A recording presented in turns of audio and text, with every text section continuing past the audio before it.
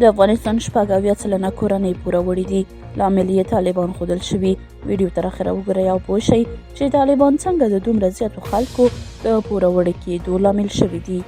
د نور کپ په نامه د یوې ادارې سروې ښایي چې د افغانستان شپږ اویا سلنه کورنۍ پوره وړي دي، چې د نورو لاملونو ترڅنګ یې تر ټولو لوی لامل د طالبانو نظام ښودل شوی دی، ځکه چې د دوی په راتګ سره په هېواد کې د نورو ستونزو ترڅنګ اقتصادي ستونزې زیاتې شوې دي. یاد بنسټ وایي سږکال په افغانستان کې هره کورنۍ شاوخوا 40,000 افغانۍ قرضداره ده، چې دغه شمېره تېر 2022 کال کې 950,000 افغانۍ وه او د پور دغه کچه په کلیوالو سیمو کې 80 او ښارونو کې 25 سلنه ده. په دې وروستیو کې په پراخه کچه لوږه، د زلزلو وچکالي او د نااټکل کېدونکو سیلابونو د راوتلو په څېر پرلهپسې طبیعي ناورینونه، اقتصادي بحران او د 2022 کال د اګست په میاشت کې سیاسي تحولات په افغانستان کې په لوړه کچه د خلکو اړتیاوې او زیانونه زیات کړي دي. بلاخره راپور زیاتوي اوس هم د 80 سلنه کورنیو هر غړی په ورځ کې له $1 څخه کم عاید لري، چې د په هېواد کې ستر اقتصادي ناورین ته اشاره کوي،